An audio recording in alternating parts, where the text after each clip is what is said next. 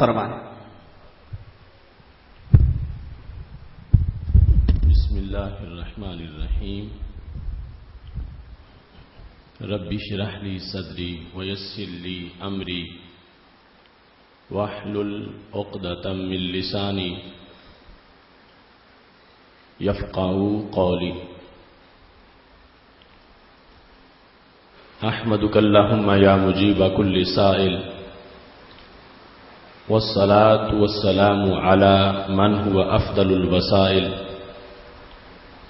وعلى آلہ واصحابہ ذوی الفضائل۔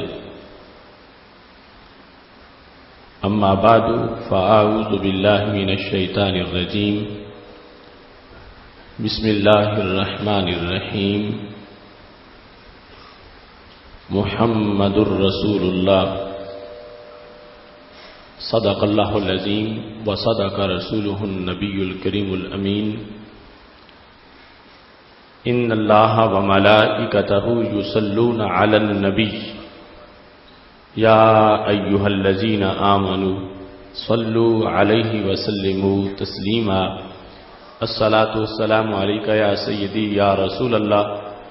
وعلی آلک واصحابک یا حبیب اللہ۔ مولاي صل وسلم دائما ابدا على حبيبك خير الخلق كلهم منزه عن شريك في محاسنه فجوهر الحسن فيه غير منقسم۔ محمد تاج رسل الله قاطبة محمد صادق الاقوال والکلم۔ محمد ذکرہ روح لانفسنا محمد شکرہ فرد علی الامم۔ رب صل وسلم دائما ابدا علی حبیبک خیر الخلق کلہم۔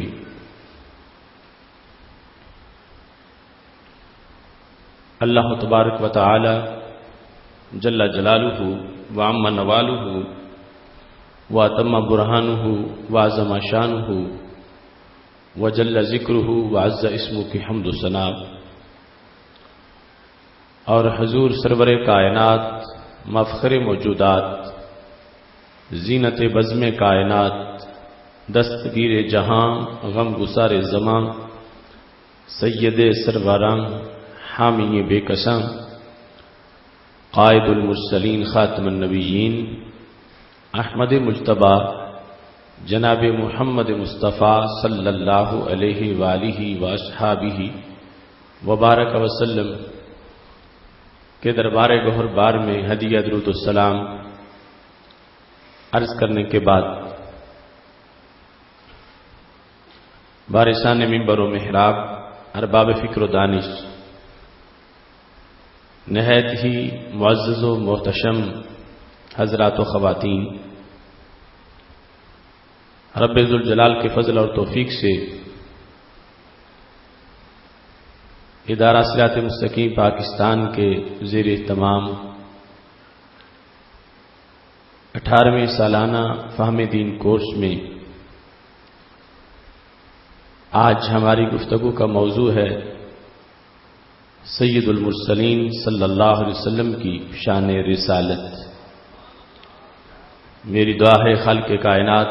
جل جلالہ ہم سب کو قرآن و سنت کا فہم عطا فرمائے، اور نبی اکرم نور مجسم شفیع معظم صلی اللہ علیہ وسلم کی شان رسالت کا ہر طرف مزید چرچا کرنے کی توفیق عطا فرمائے۔ رب ذوالجلال نے انبیاء کرام علیہ السلام کو اپنی مخلوقات میں عظمت عطا فرمائی ہے، اور انبیاء کرام علیہ السلام میں سے جنہیں نبوت کے ساتھ رسالت سے بھی متصف کیا، ان کو مزید اونچی شان عطا فرمائی ہے، اور رسولوں میں سے جن کو رب ذوالجلال نے اولو العزم رسول قرار دیا، ان کو رسولوں میں اونچی شان عطا فرمائی ہے، اور پھر اولو العزم رسولوں میں سے رب ذوالجلال نے ہمارے آقا سید المرسلین حضرت محمد مصطفیٰ صلی اللہ علیہ وسلم کو سب سے اونچی شان عطا فرمائی ہے۔ نبی اکرم نور مجسم شفیع معظم صلی اللہ علیہ وسلم کی شان رسالت آپ کا ایک منفرد عہدہ ہے، اور اس کے فضائل و کمالات کا ایک مستقل باب ہے۔ رب ذوالجلال نے مختلف انبیاء کرام علیہم السلام اور رسل اعظام علیہم السلام کا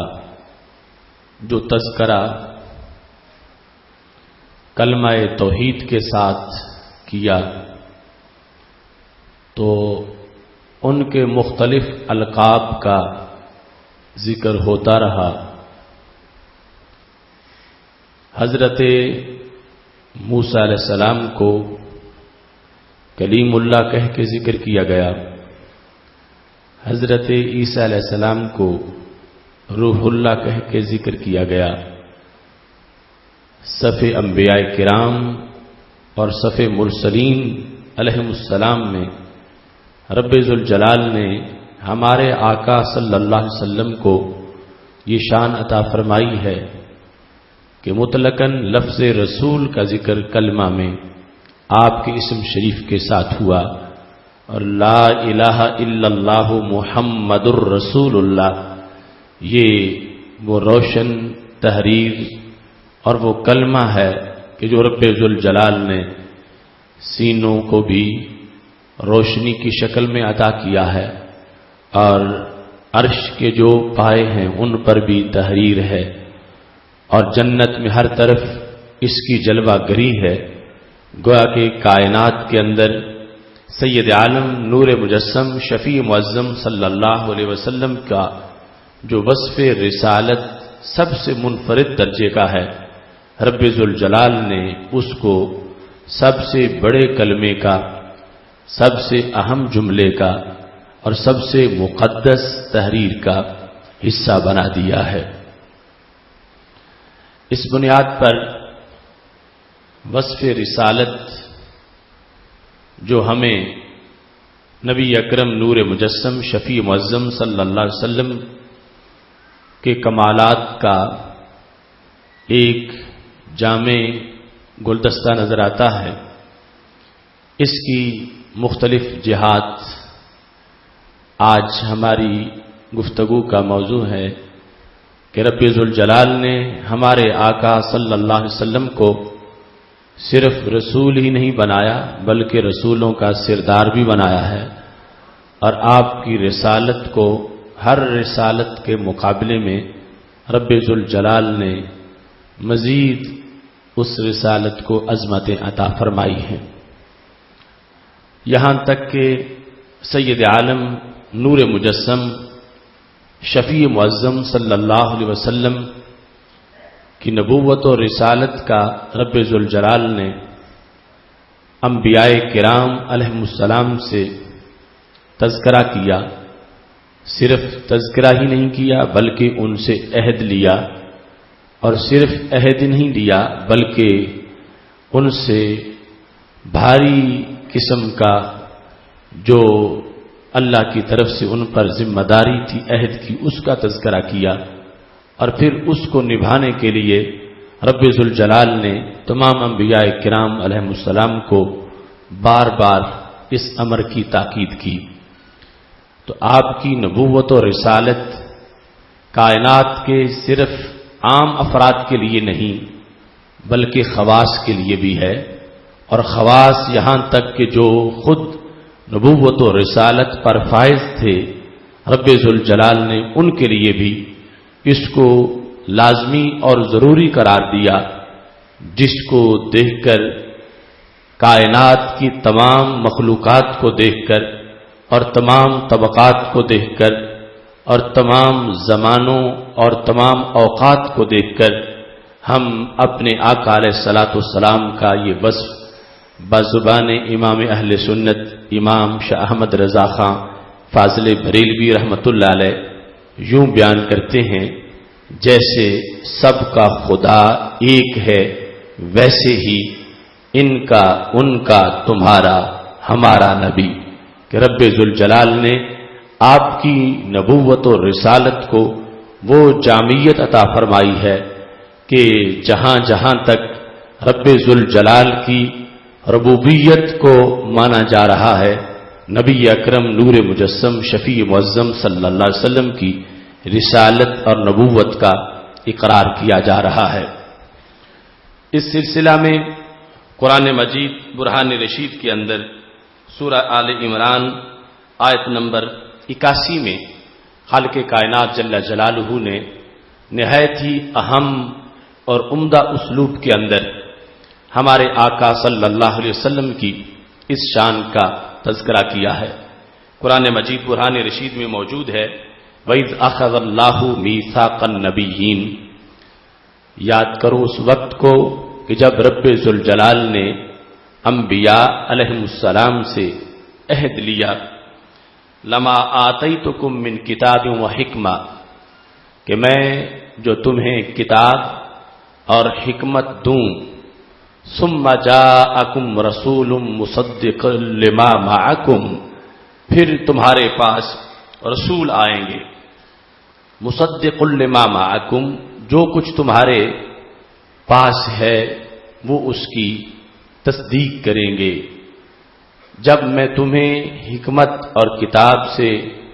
مالا مال کر دوں اور اس کے بعد وہ رسول جو عظیم رسول ہیں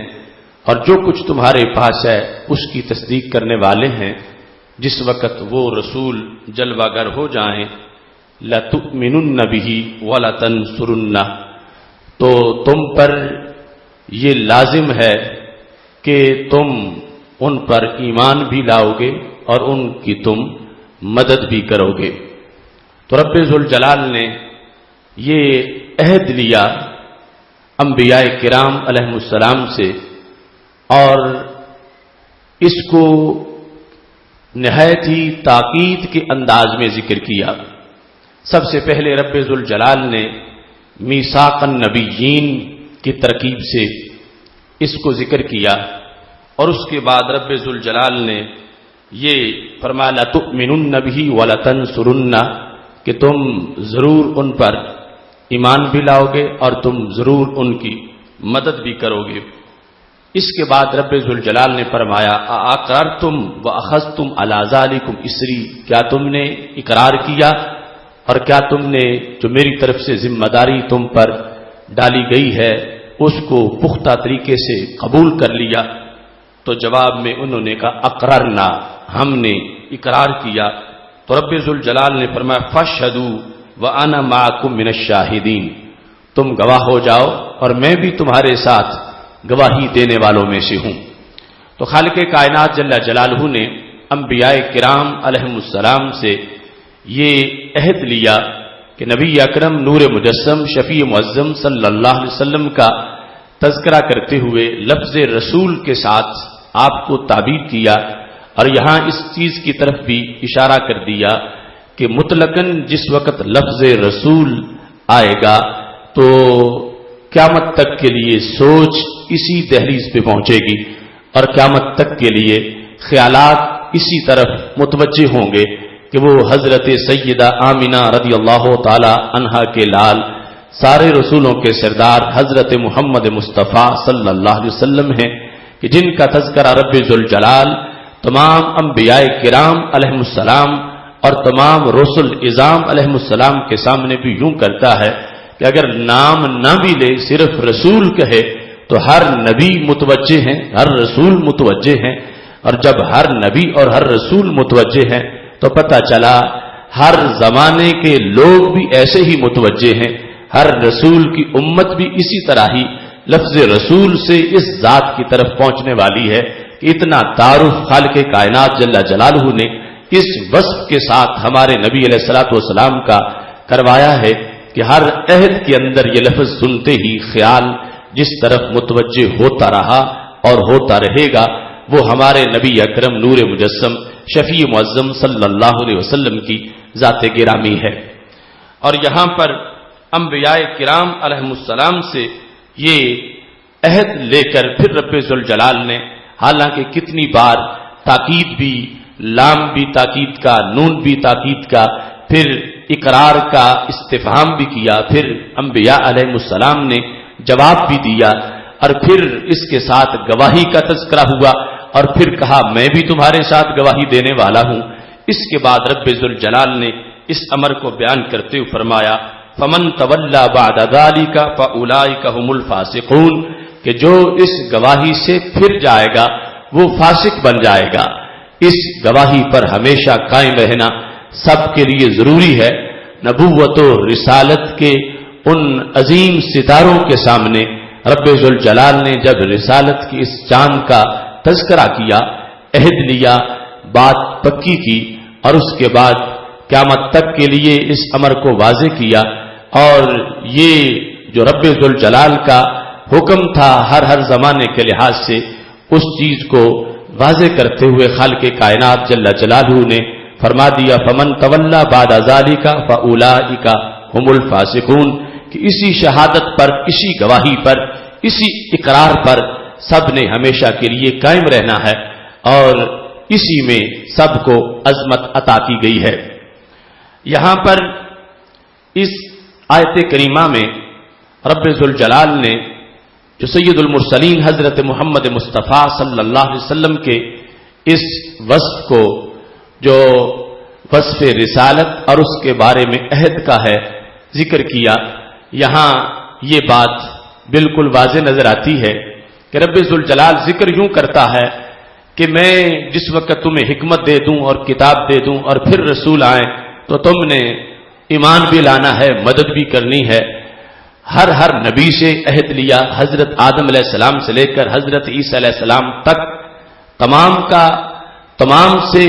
عہد لیا گیا، اور تمام کو یہ کہا گیا کہ جب تمہیں حکمت اور کتاب دے دی جائے گی پھر وہ رسول آئیں گے، اور ان کی تم نے ان پہ ایمان بھی لانا ہے، تصدیق بھی کرنی ہے۔ جبکہ رب ذوالجلال کو یہ پتا ہے کہ جس وقت وہ رسول صلی اللہ علیہ وسلم دنیا میں جلوہ گر ہوں گے، ان تمام انبیاء کرام علیہ السلام میں کوئی بھی اس وقت زمین کے اوپر موجود نہیں ہوگا، یعنی سب دنیا پہ تشریف لا کے واپس جا چکے ہوں گے، اور اس کے باوجود بھی رب ذوالجلال نے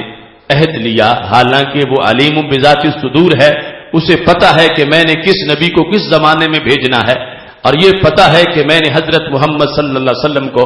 سب سے آخر میں بھیجنا ہے، اور جس وقت وہ جائیں گے اس وقت یہ باقی تمام دنیا سے ہو کے واپس چلے جا چکے ہوں گے۔ اس کے باوجود بھی عہد تھا، تو اس کا مطلب یہ تھا کہ رب ذوالجلال انبیاء کرام علیہم السلام سے یہ عہد لے کر ان کو یہ ثواب عطا فرمانا چاہتا تھا کہ جو سید عالم نور مجسم شفیع معظم صلی اللہ علیہ وسلم کی اس شان کو ماننے پر ملتا ہے۔ تو خالق کائنات جل جلالہ نے یہ چاہا کہ جنہیں میں نے دیگر شانیں دی، یہاں تک کہ ان کو نبوت سے بھی سرفراز کیا، رسالت سے بھی سرفراز کیا، تو ان کے نامہ اعمال میں یہ ثواب بھی ہونا چاہیے جو ثواب سب سے بڑے رسول کو ماننے میں ملتا ہے۔ تو اس بنیاد پر خالق کائنات جل جلالہ نے ان کے سامنے اس کا تذکرہ کیا کہ ان کی اتباع کے اندر کس قدر عظمت ہے، ان کی اتباع کے اندر کس قدر سعادت ہے، اور ان کی اتباع کے اندر کس قدر ثواب ملنے والا ہے۔ اور دوسرے نمبر پر رب ذوالجلال نے یہ امر یہاں پہ واضح کر دیا کہ تمام انبیاء کرام علیہم السلام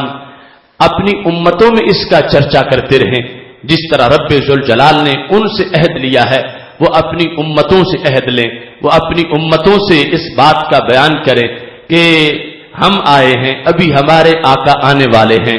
تم میں سے جس کو ان کا زمانہ مل جائے ایمان بھی لانا ہے، مدد بھی کرنی ہے۔ تو مطلب کیا تھا کہ ہر دور کی نبوت، ہر دور کی رسالت، ہر دور کی انبیاء کرام علیہ السلام جب بھی کوئی جلسہ کرے، جب بھی کوئی اجتماع کرے، جس دور کے انسان بھی اکٹھے ہوں تو وہاں ذکر میرے محبوب کا ہوتا رہے۔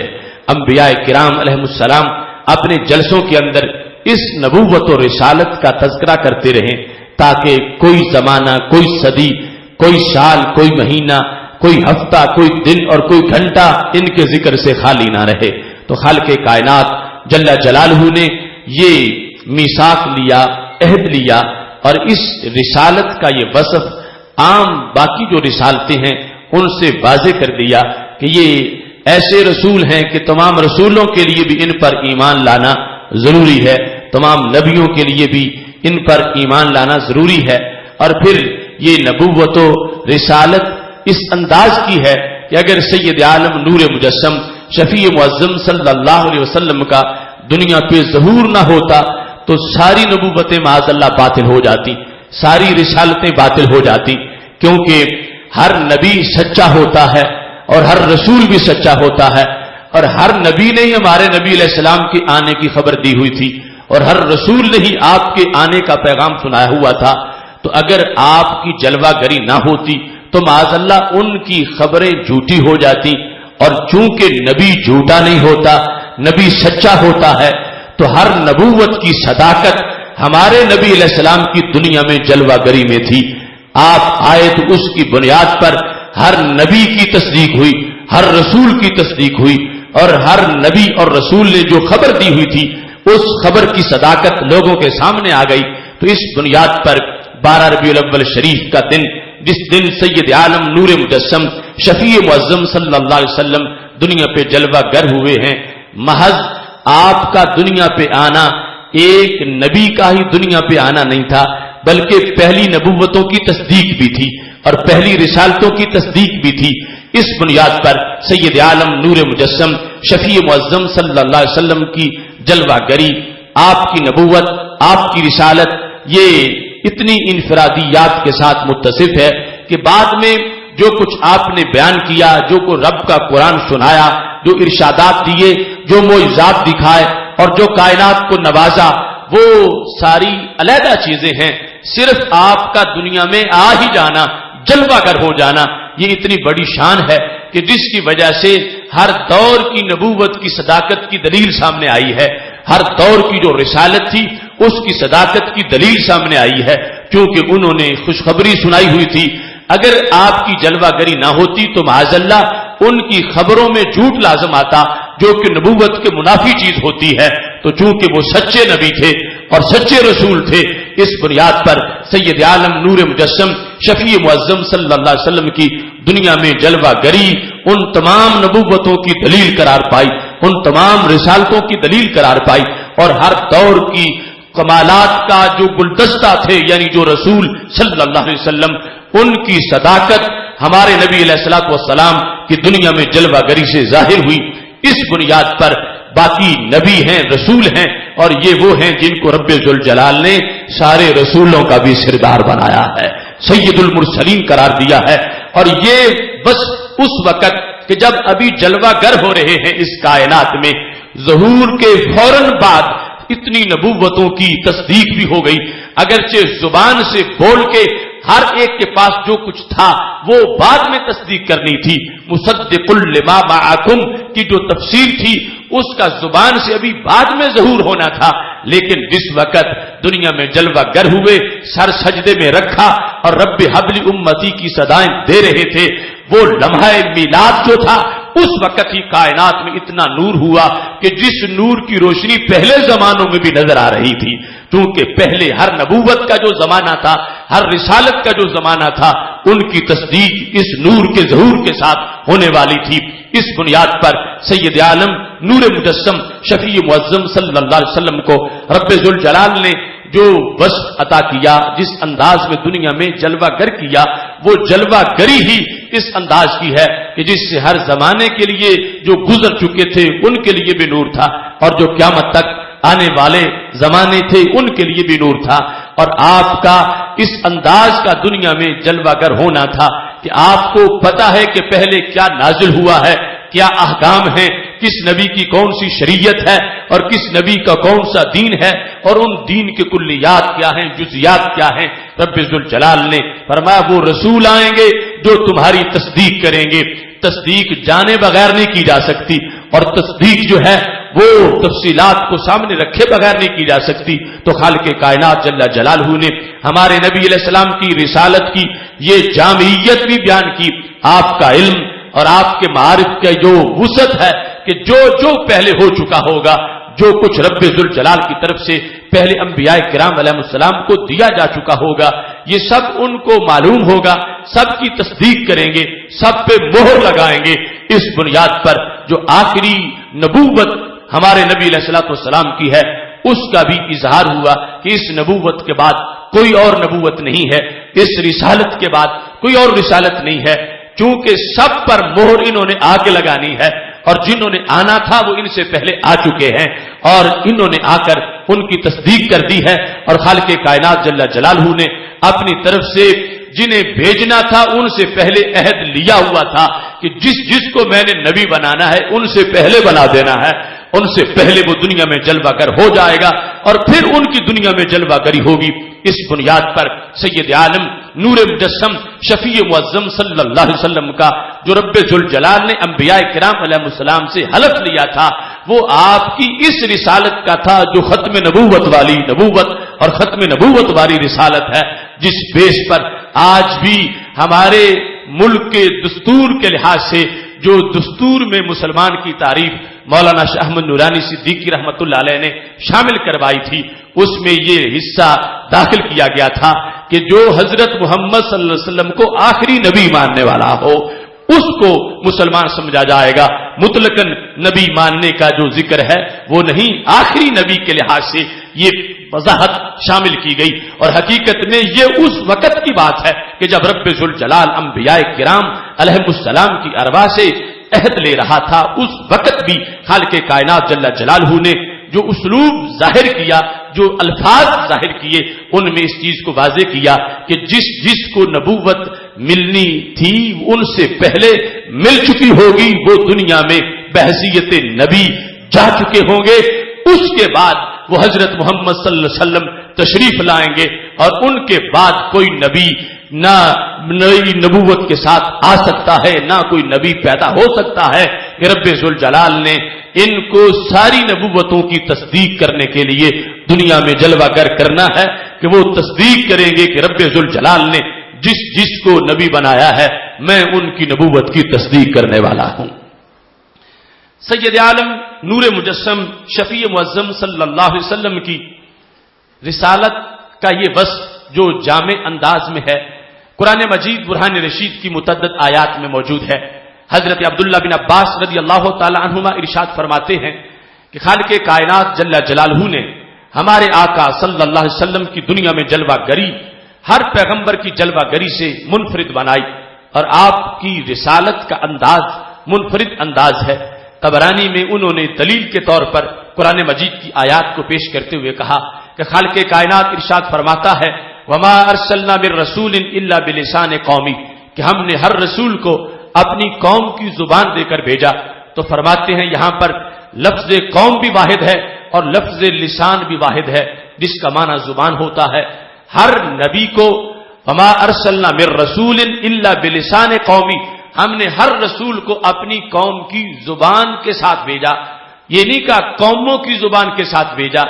بلکہ کہا قوم کی زبان کے ساتھ بھیجا۔ لفظ قوم بھی واحد ہے، لسان بھی واحد ہے۔ تو مفسر بارگاہ رسول سیدنا عبداللہ بن عباس رضی اللہ تعالیٰ عنہما ارشاد فرماتے ہیں اس سے یہ پتہ چلتا ہے کہ رسول صرف ایک ہی قوم کا رسول ہوتا تھا، اور جس قوم کا رسول ہوتا تھا رب ذوالجلال اس قوم کی زبان دے کر اس رسول کو بھیجتا تھا۔ یہ رب کے قرآن کا فیصلہ ہے۔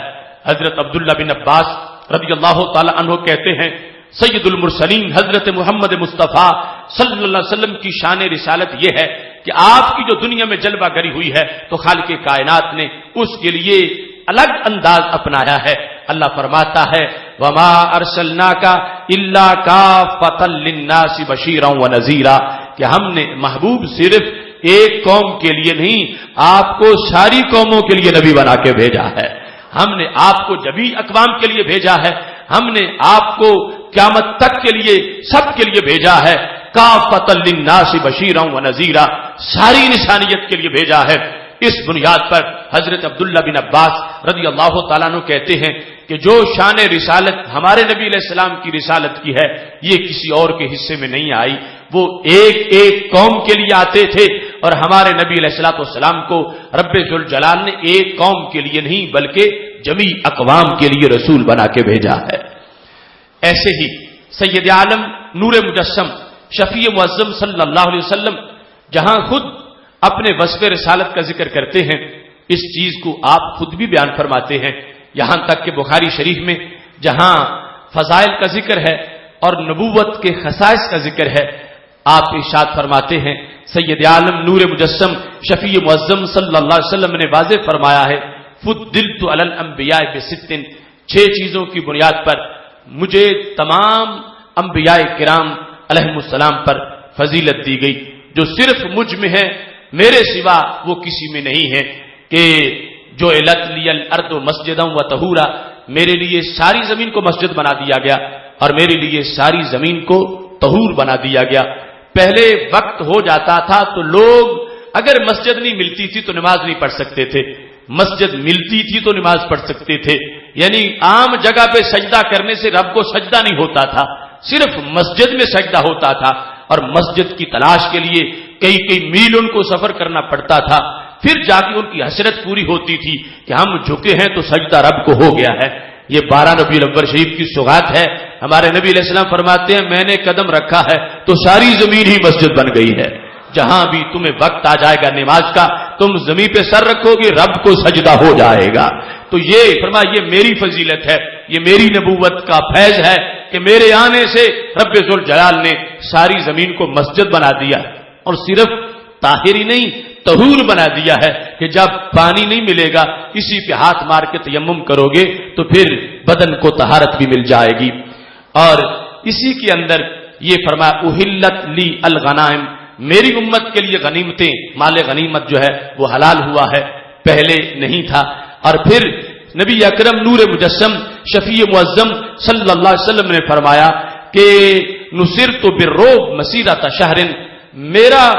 میری مدد رب ذوالجلال نے روب سے کی ہے کہ میں یہاں بیٹھا ہوں لیکن روب میرا دور دور تک طاری ہے، یہاں تک کہ 1 مہینہ گھوڑا دوڑ کے جہاں پہنچ سکتا ہے وہاں بیٹھا دشمن بھی مجھ سے کامتا رہتا ہے، میرا روب وہاں بھی اس کو ڈرائے رکھتا ہے، رب ذوالجلال نے مجھے اتنا روب والا بنایا ہے۔ اور پھر فرمایا ختم بی النبیون، رب ذوالجلال نے مجھ پر نبوت کا دروازہ بند کر دیا ہے، میرے بعد کوئی نبی نہیں آئے گا۔ اور پھر ارشاد فرمایا ہمارے آقا علیہ الصلوۃ والسلام فرماتے ہیں کان النبی یبعث الی قومہ خاصہ وارسلت الی الناس عامہ، مجھ سے پہلے نبی صرف ایک قوم کے لیے بھیجا جاتا تھا، مجھ سے پہلے جب بھی کسی کو بھیجا گیا صرف ایک قوم کے لیے بھیجا گیا ہے، یہ میری خصوصیت ہے۔ ارسلت الی الناس عامہ، مجھے میرے رب نے ساری انسانیت کے لیے رسول بنا کے بھیجا ہے۔ اس بنیاد پر یہ شان رسالت سید عالم نور مجسم شفیع معظم صلی اللہ علیہ وسلم کی یہ ایسا موضوع ہے جس کو خصائص کے اندر ہمارے آقا صلی اللہ علیہ وسلم نے خود جس کا تذکرہ کیا اور خود جس کو بیان فرمایا ہے، اور اس کے اندر پھر آگے سینکڑوں نہیں ہزاروں نہیں لاکھوں شانیں ہیں کہ خالق کائنات جل جلالہ نے جس وقت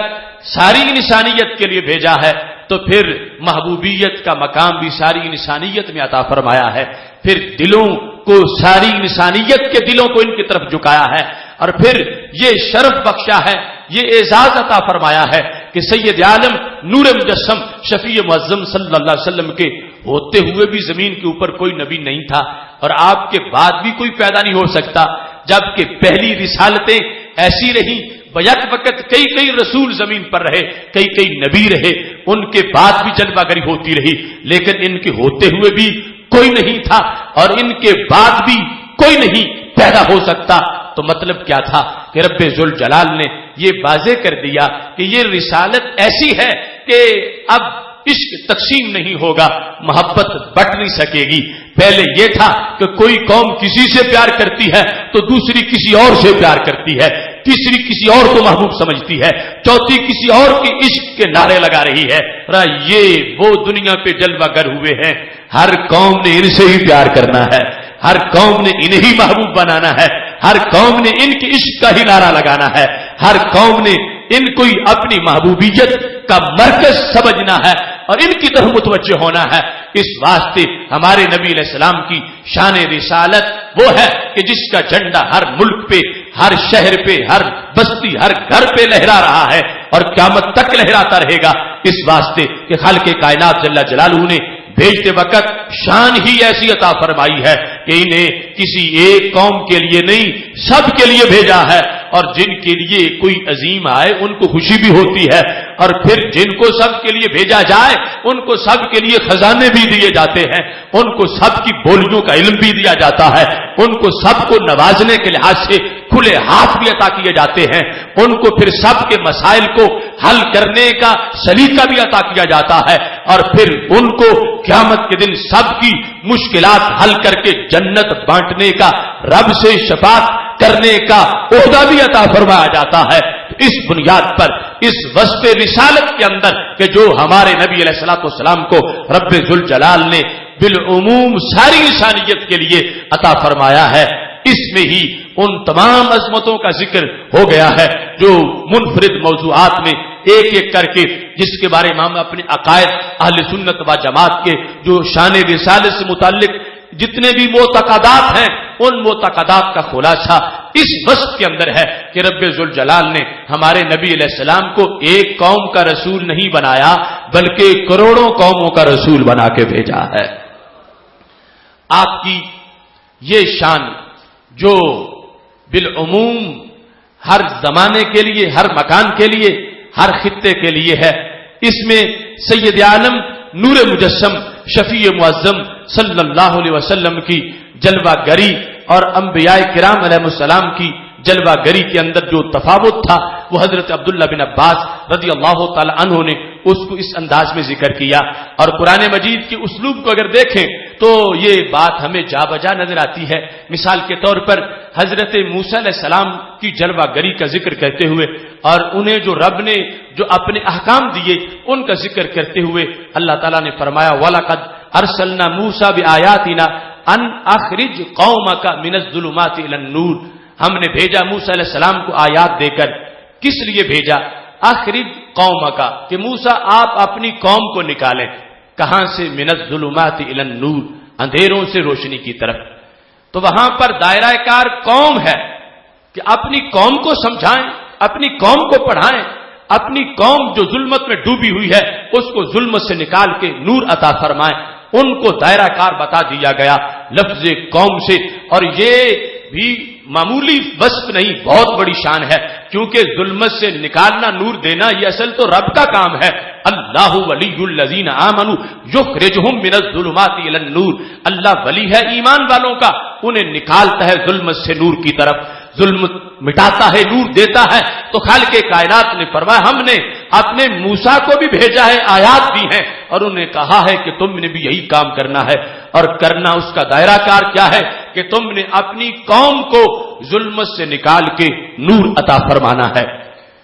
لیکن ہمارے نبی علیہ السلام کی جلوہ گری کا انداز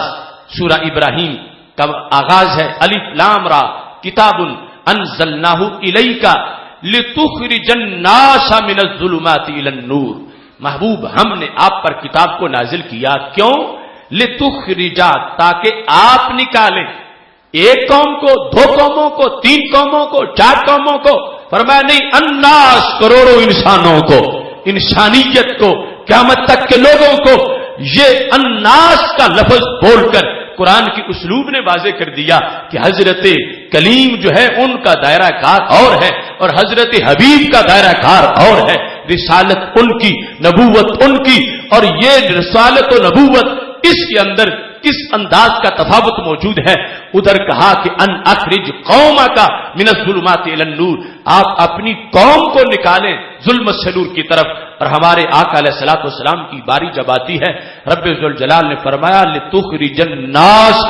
من الظلمات الی النور، آپ کو اتنی بڑی شان دی ہے کہ آپ کا دائرہ کار کسی ایک قوم تک نہیں، کسی ایک زمان تک نہیں، کسی ایک جہان تک نہیں. لتخرج الناس من الظلمات الی النور، آپ کو ہم نے اس واسطے کتاب دی ہے کہ محبوب آپ قرآن پڑھیں، تلاوت کرتے جائیں، اربوں انسانوں کو ظلمت سے نکال کے نور عطا فرما دیں. یہ شان رسالت سید عالم نور مجسم شفیع معظم صلی اللہ علیہ وسلم کو جو عطا کی گئی، اس کے لحاظ سے اگر دیگر امور کو دیکھا جائے تو یہ مسلم شریف میں ہمارے آقا علیہ الصلوۃ والسلام کا فرمان ہے ارسلت الی الخلق کافہ، مجھے جمیع مخلوقات کے لیے بھیجا گیا. اب نبی آتا ہے انسانوں کے لیے اس لحاظ سے کہ وہ ان کو تبلیغ کرے، اور مکلف وہ ہوتے ہیں اور ان کے لیے احکام وہ بیان کرتے ہیں. اس لحاظ سے تو پیغام انسانوں کے لیے ہی ہے، لیکن ہمارے آقا صلی اللہ علیہ وسلم کی جو نبوت اور رسالت ہے اس میں جو رحم ہے، کرم ہے، نوازشات ہیں اور عطائیں ہیں، وہ صرف انسانوں کے لیے نہیں، سارے جہانوں کے لیے ہیں. اس بنیاد پر بھی آپ کی جو شان رسالت ہے، اس شان رسالت کے امتیازات میں سے یہ بات بھی موجود ہے کہ باقی جب بھی کسی نبی کی دنیا میں جلوہ گری ہوئی، ان کی امت میں داخل ہونے کے لیے شرط انسانیت تھی کہ جو انسان ہوگا وہ ان کا امتی ہوگا، جو انسان نہیں ہوگا وہ ان کا امتی نہیں ہوگا. یہ انتظار تھا کائنات کو کہ کب وہ نبی آئیں گے جو ہمیں بھی اپنے سینے سے لگائیں گے، جہاں ہماری بھی فریادیں پوری ہوں گی، جہاں ہمارے بھی دکھڑے سنے جائیں گے، جہاں ہم پہ بھی عطائیں ہوں گی. تڑپ تھی عرش کو بھی، فرش کو بھی، خاک کو بھی، افلاک کو بھی، صحرا کے مور کو بھی، فضا کی چڑیا کو بھی، سمندر کی مچھلی کو بھی، اور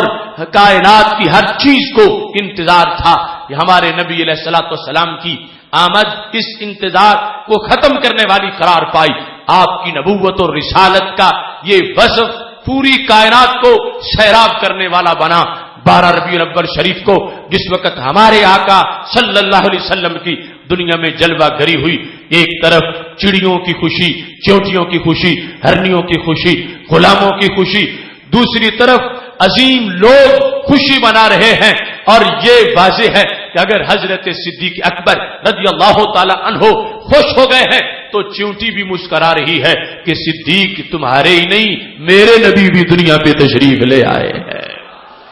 اس بنیاد پر جس وقت ہم اس رسالت کے مناظر کو دیکھتے ہیں تو حضرت عمر رضی اللہ تعالیٰ عنہ یہ گواہی دیتے نظر آتے ہیں کہ پاک محبوب علیہ الصلوۃ والسلام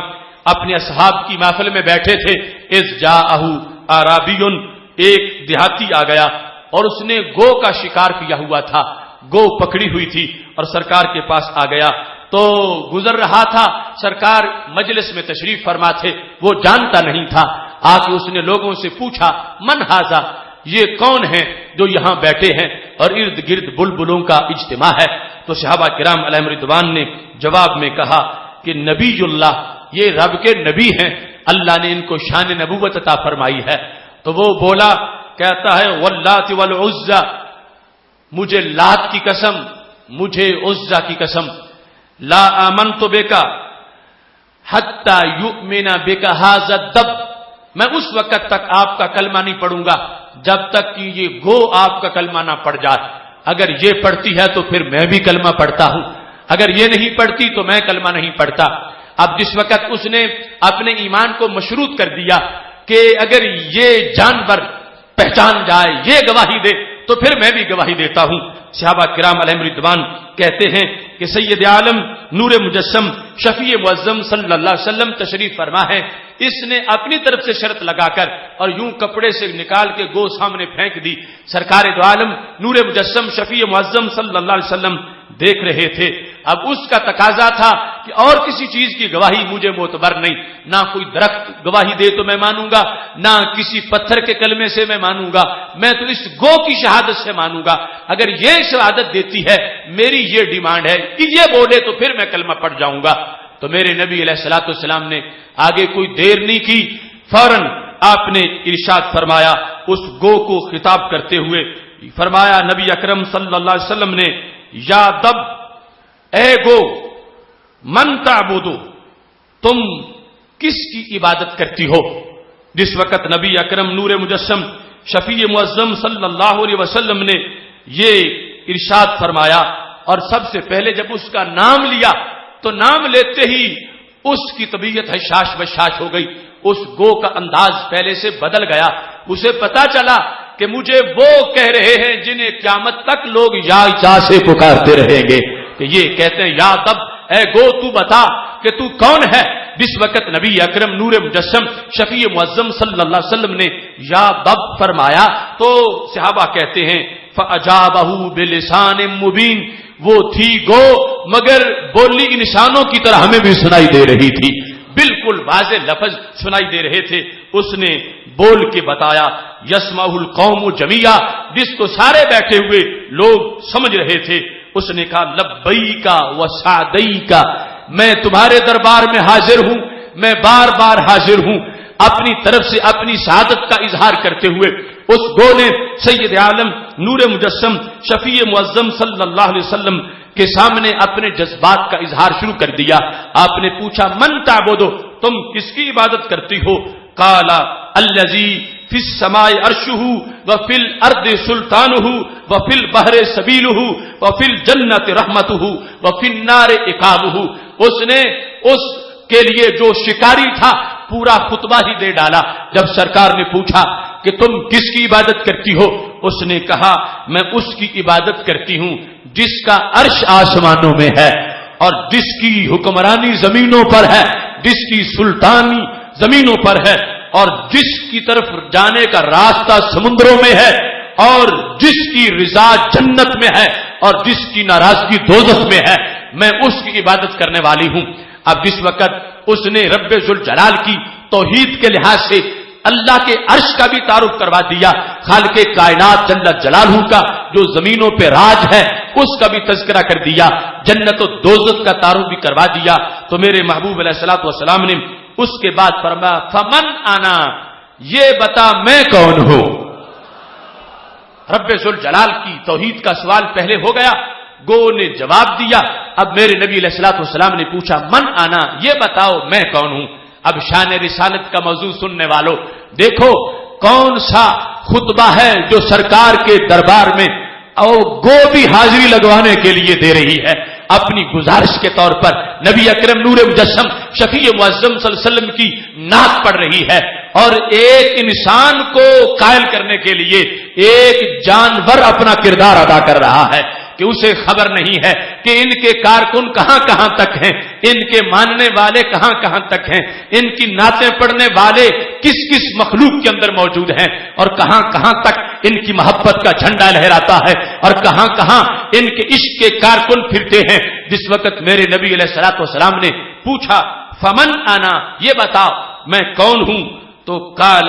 رسول رب العالمین، آپ سارے جہانوں کے رب کے رسول ہیں، آپ اللہ کے نبی علیہ الصلوۃ والسلام ہیں، آپ رسول ہیں رب العالمین کے، اور ساتھ ہی کہا وخاتم النبیین، آپ وہ ہیں کہ جن کے بعد کوئی نبی نہیں آئے گا۔ وہ جو وصف رسالت کا اظہار وہ عالم ارواح میں بھی وہ جو ختم نبوت کی بات تھی، تو قادیانیت کے کیڑے مکوڑوں پر سپرے اس گو نے بھی کر دیا اور یہ کہا کہ تم رب کے رسول ہو جو سارے جہانوں کا رب ہے، تم اس کے رسول ہو اور تم وہ ہو کہ جن کے بعد کوئی نبی نہیں پیدا ہوگا، تم خاتم النبیین ہو۔ اور یہ کہنے کے بعد قیامت تک کے ماننے والوں کو گوہ نے ایک سندیشہ بھیجا اور قیامت تک کے عاشقان رسول صلی اللہ علیہ وسلم کے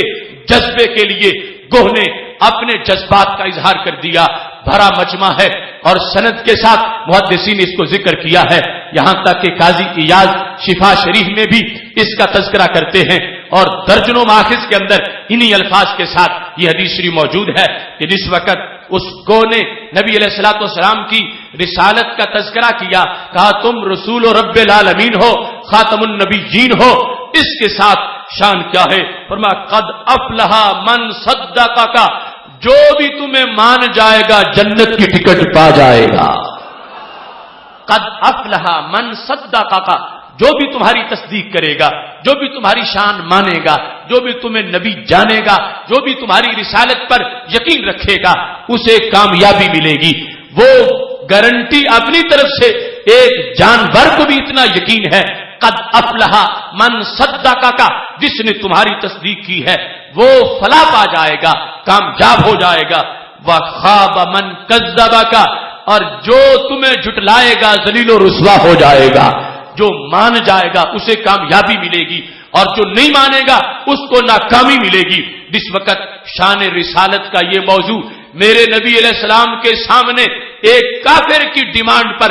گو نے بیان کیا ہے تو اس کی اثرات ایسے ہوئے تھے۔ وہ جس نے کہا تھا میں ایمان نہیں لاؤں گا جب تک کہ یہ گو نہ ایمان لے آئے، تو گو نے بتایا کہ میرا تو بڑا پرانا ایمان ہے، میں پہلے سے مانتی ہوں، جانتی ہوں۔ اے انسان افسوس ہے تجھ پہ کہ تجھے تعارف نہیں، مجھے سارا تعارف ہے، مجھے رب کا بھی پتا ہے، رب کے رسول کا بھی پتا ہے، اور قیامت تک ان کی محبت کی حکمرانی کا بھی پتا ہے کہ جو تسلیم کر جائے گا، جو بغض نہیں رکھے گا، جو مان جائے گا، اس کو جنت کا سرٹیفکیٹ مل جائے گا، اور جو نہیں مانے گا وہ ناکام ہو جائے گا۔ جس وقت اس گو نے یہ انداز اختیار کیا، حدیث میں موجود ہے فَأَسْلَمَ الْأَعْرَابِيُّ،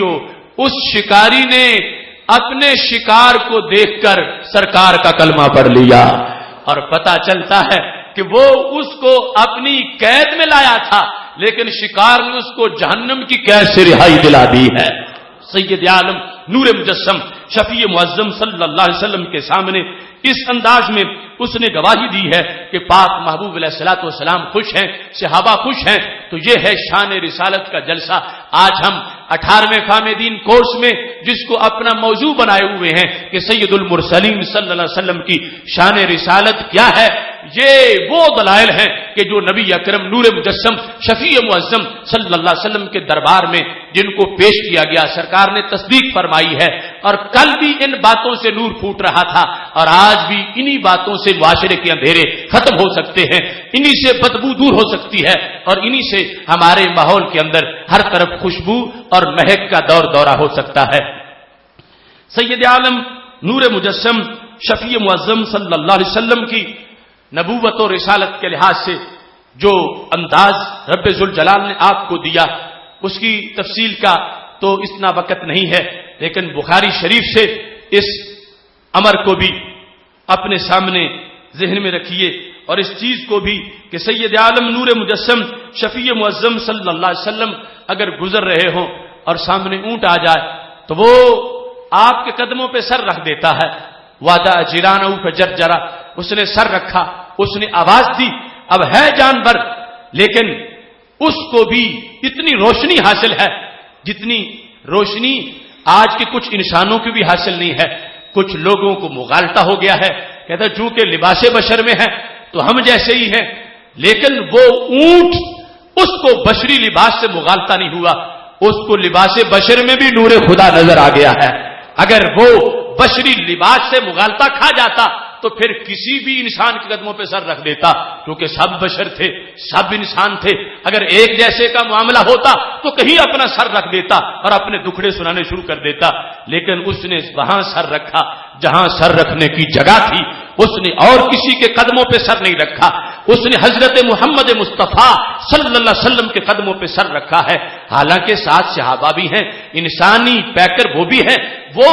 چھوڑ کے سرکار کے قدموں پہ سر رکھ کے اس نے بھی شان رسالت کی گواہی دی کہ لباس بشریت میں بھی نور خدا نظر آ رہا ہے، اور اس کو پتا ہے کہ یہ میرے رسول ہیں، اور اسے یہ بھی پتا ہے اگرچہ جانور ہے کہ جو رسول ہو وہ مشکل کشا بھی ہوتے ہیں، حاجت روا بھی ہوتے ہیں، اس لیے کہ اس نے آگے جو آواز نکالی ہے ترجمہ صحابہ کو نہیں آیا، لیکن رب نے ساری قوموں کا جنہیں رسول بنایا ہے اور پھر ساری مخلوقات کا رسول بنایا ہے، انہیں سب کی بولیوں کا علم بھی عطا فرمایا ہے۔ سب نے آواز سنی ہے لیکن ترجمہ کوئی نہیں کر سکا. یہ میرے نبی علیہ السلام کی الفاظ ہیں جو بخاری شریف میں موجود ہیں. انہ شکا کثرت العمل وقلت العلف. صحابہ یہ شکایت لگا رہا ہے کہ مالک چارہ تھوڑا ڈالتا ہے, کام زیادہ لیتا ہے. اب دیکھو اس اونٹ کا بھی یہ نظریہ ہے کہ یہ نہیں ہوتا کہ میں دکھڑے سنا سنا کے مر جاؤں اور جنہیں سنا رہا ہوں انہیں کوئی خبر ہی نہ ہو. اس کا یقین ہے میں بولوں گا یہ سمجھ جائیں گے. اس کا یقین ہے میری باتوں کا, میری آواز کا انہیں پتہ چل جائے گا. ان کے کان عام کانوں جیسے نہیں ہے کہ جیسے عام انسانوں کو پتہ نہیں چلتا تو ان کو بھی پتہ نہیں چلے گا. اونٹ کا یہ نظریہ تھا انہیں میری بولی کا پتہ ہے, میں جو کہوں گا ان کو پتہ چل جائے گا. اور پھر اونٹ کو یہ بھی پتہ ہے کہ پتہ چل جانے کے بعد ان کو اختیار بھی ہے, میری مشکل حل بھی کروا سکتے ہیں. اب دیکھو شان رسالت سید عالم نور مجسم شفیع معظم صلی اللہ علیہ وسلم کی جس انداز میں اس کو ماننے کا طریقہ ہے وہ جانوروں کے اندر بھی اس چیز کو ہائی لائٹ کیا جا رہا ہے کہ بلا وجہ 12 ربیع الاول شریف کی عید ساری کائنات نہیں مناتی. وجہ یہ ہے کہ ہر ایک کو اپنے محبوب مل گئے ہیں, مشکل کشا ملے ہیں, حاجت روا ملے ہیں اور جانوروں تک تعارف ہے, ہر چیز جاننے والی ہے کہ رب ذوالجلال نے انہیں اتنا اونچا وصف رسالت عطا فرمایا ہے.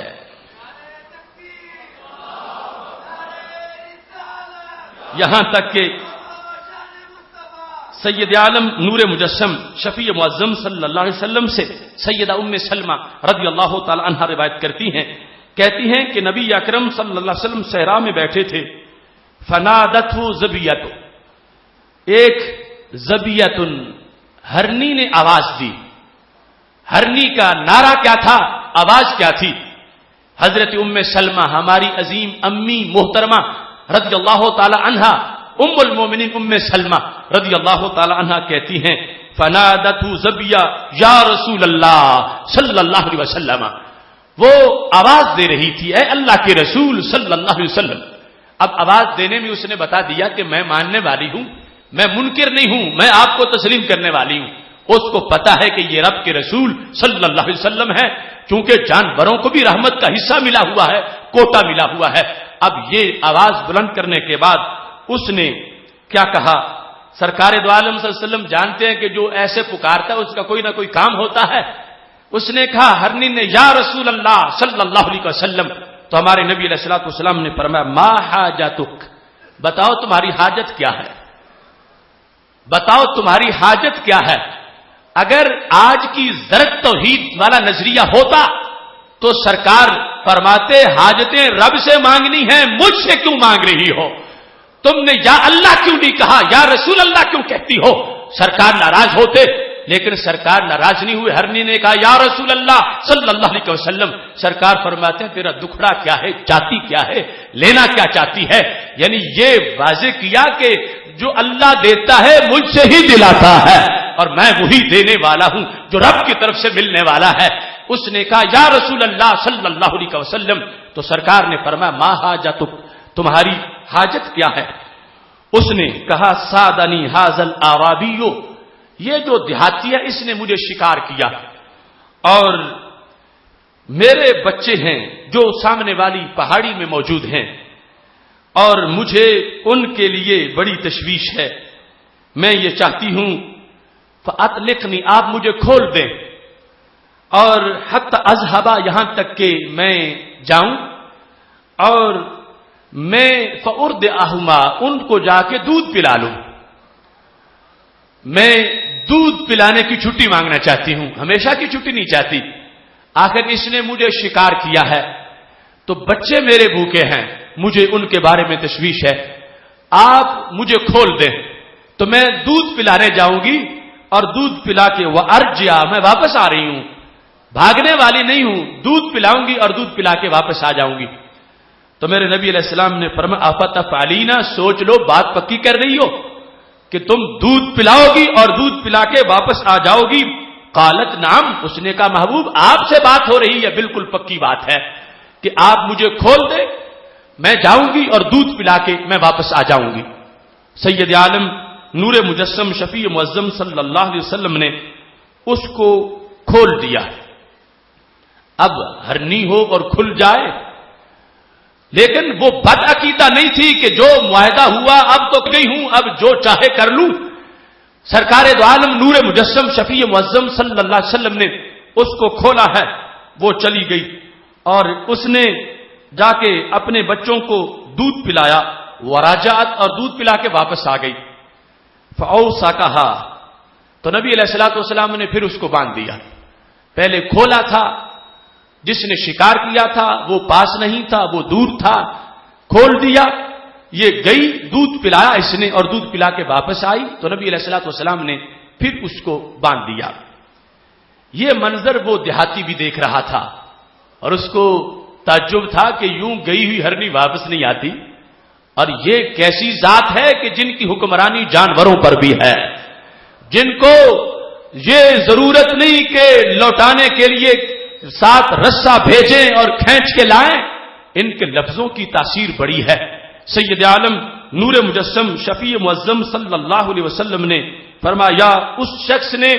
جو دیکھا اس انداز کو تو کہنے لگا یا رسول اللہ صلی اللہ علیہ وسلم اللہ کا حاجہ. پہلے ہرنی نے یا رسول اللہ کہا، اب اس کے شکاری نے بھی یا رسول اللہ کہہ دیا، اور یا رسول اللہ صلی اللہ علیہ وسلم کہنے کے بعد کہتا ہے اللہ کا حاجہ. محبوب کوئی کام ہو، خدمت ہو تو مجھے ارشاد فرماؤ،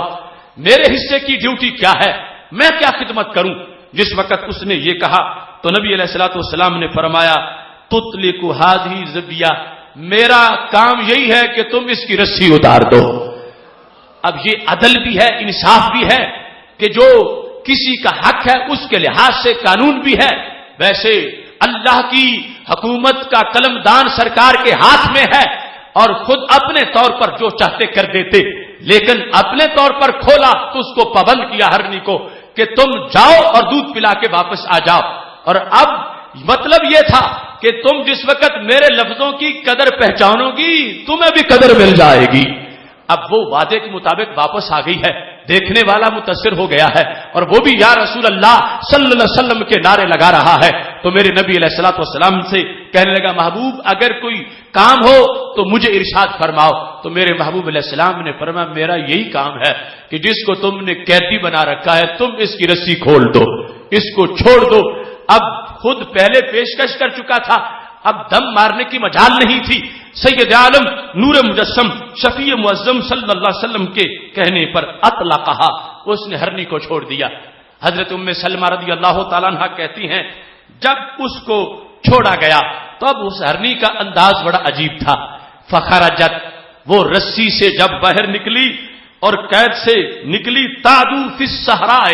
صحرا میں دوڑتی تھی، اچھلتی تھی، کودتی تھی، چھلانگے لگاتی تھی. وتقول، کہتی تھی اشہد ان لا الہ الا اللہ واشہد ان محمد رسول اللہ، میں گواہی دیتی ہوں کہ رب کے سوا کوئی معبود نہیں ہے اور میں گواہی دیتی ہوں وانک رسول اللہ کہ تم رب کے سچے رسول صلی اللہ علیہ وسلم ہو. یہ عجیب انداز ہرنی کا کہ دوڑتی بھی ہے، ساتھ کلمہ توحید بھی پڑھتی ہے، نغمہ رسالت بھی گاتی ہے اور دنیا والوں پر یہ واضح کر رہی ہے کہ یہ کتنے عظیم رسول ہیں کہ جن کو رب ذوالجلال نے ساری مخلوقات کا رسول بنایا ہے تو پھر مخلوقات کی مشکلیں حل کرنے کا سلیقہ بھی عطا فرمایا ہے. تو ان کی رسالت کی گواہی جانور جانور، پرندہ پرندہ، نگر نگر، ڈگر ڈگر، ہر ذرہ دیتا جا رہا ہے اس واسطے کہ رب ذوالجلال نے منفرد قسم کی رسالت آپ کو عطا فرمائی ہے. سارے رسولوں کا سردار بنایا ہے،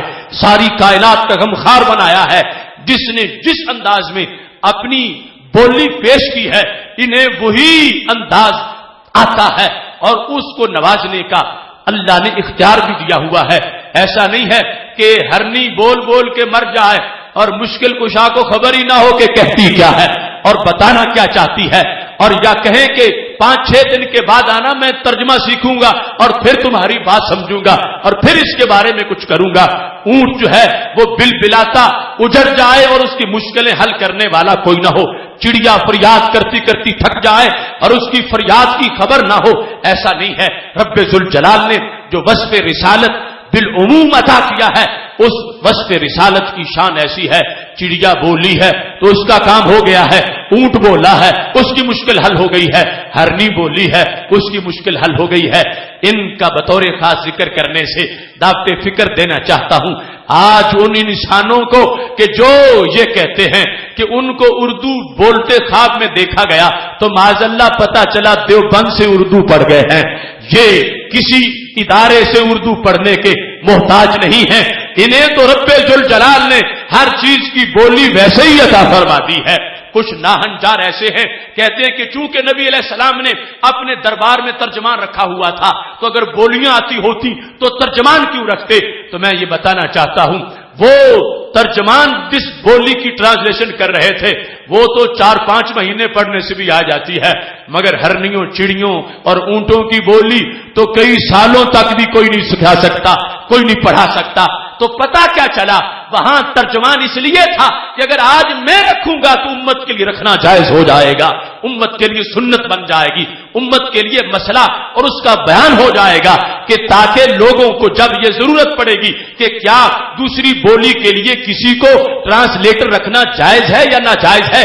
میں تو سارے جہانوں کی بولیاں جانتا ہوں مگر میری سیٹ پر بعد میں اور بھی آنے والے ہیں جنہوں نے راج کرنا ہے، حکومت کرنی ہے، نظام چلانا ہے، تو ان کو تو سب نہیں آتی ہوں گی، تو ان کے لیے جواز بھی تو پیدا کرنا چاہیے۔ تو جو جواز اور کرم کے لیے مستقبل کے لیے جو اس انداز کو اپنایا تھا، ناہنجار کہنے لگے معاذ اللہ آتی ہوتی عبرانی تو پھر ٹرانسلیٹر کیوں رکھتے، سریانی آتی ہوتی تو ٹرانسلیٹر کیوں رکھتے۔ اس کو بغض نبی کہا جاتا ہے اور اس کو حسد رسول علیہ السلام سے تعبیر کیا جاتا ہے، ورنہ شان رسالت پر یقین ہے تو پھر اب اس کے بعد بخل کیوں ہے، کنجوسی کیوں ہے، اور اس کے بعد کسی لحاظ سے کوئی رکاوٹ کیوں ہے؟ وہاں نہ کوئی ٹرانسلیٹر تھا ہرنی کی بولی میں، نہ کوئی ٹرانسلیٹر تھا اونٹ کی بولی میں، نہ کوئی چڑیا کی بولی میں، بلکہ میرے نبی علیہ السلام تو زبان نہ ہو پھر بھی سمجھ جاتے ہیں، آواز نہ ہو پھر بھی سمجھ جاتے ہیں۔ وہ سوئے ہوئے تھے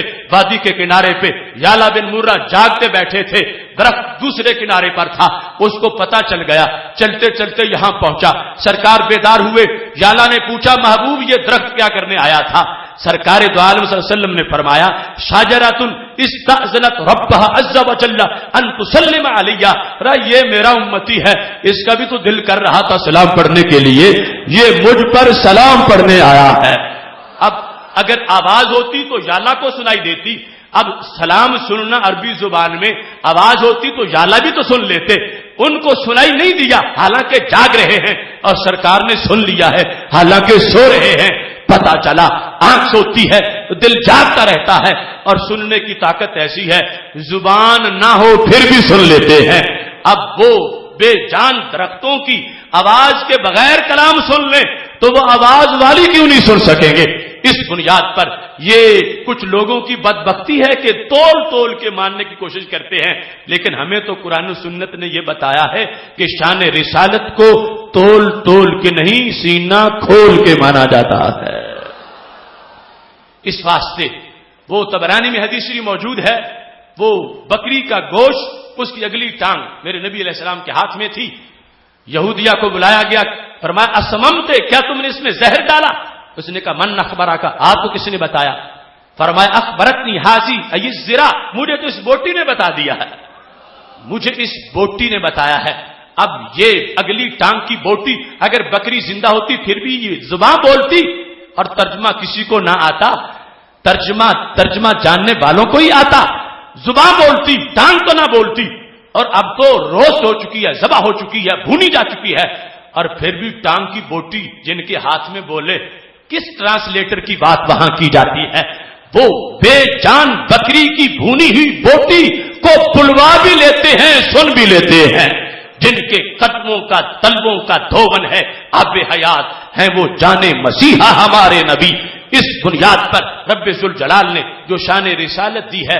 آج عافیت ہے، سعادت ہے کہ کروڑ لوگ اور اسی عقیدے کو آگے پہنچا رہے ہیں جو وہ شان رسالت کا تصور ان ساری صدیوں میں آیا ہے، اور ہمیں اللہ کا کروڑوں بار شکر ادا کرنا ہے کہ 14 صدیوں کا فاصلہ بیچ میں اگرچہ موجود ہے، مگر ہمارا تو وہی ماحول ہے جو ماحول عقیدے کا اس دور میں نظر آتا ہے۔ خوش عقیدگی کتنی تھی کہ جانور بھی اسی کی بات کر رہے ہیں۔ اور میرے نبی علیہ السلام فرماتے ہیں، سرکار گزرتے ہیں، فرما انی لعارف حاجرا بمکہ کان یسلم علی قبل ان ابعث، میں ابھی بھی مکہ شریف کے اس پتھر کو جانتا ہوں، ابھی میں نے نبی ہونے کا اعلان نہیں کیا تھا، پھر بھی وہ مجھے رسول کہہ کے سلام کرتا تھا۔ اس انداز کی رسالت ہے، یہ شان رسالت کے انداز کی گفتگو تھی جو مختصر الفاظ میں نے آپ کے سامنے پیش کی۔ کل کا موضوع بھی بڑا اہم موضوع ہے، تحقیق ایصال ثواب۔ وقت پہ تشریف لائیں، دوسرے دوستوں کو بھی دعوت دیں، اور جتنے لوگ شکوک و شبہات والے ہوتے ہیں ان کو بھی اپنے ساتھ لائیں۔ اگر ایک مریض انسان بھی آپ کے اس کوشش سے صحیح ہو گیا تو اللہ تعالی دارین کی سعادتیں عطا فرمائے گا اور پوری دنیا کے صدقے سے بڑا ثواب ملے گا۔ اللہ تعالیٰ سب کو عمل کی توفیق عطا فرمائے۔ وآخر دعوانا ان الحمد للہ رب العالمین۔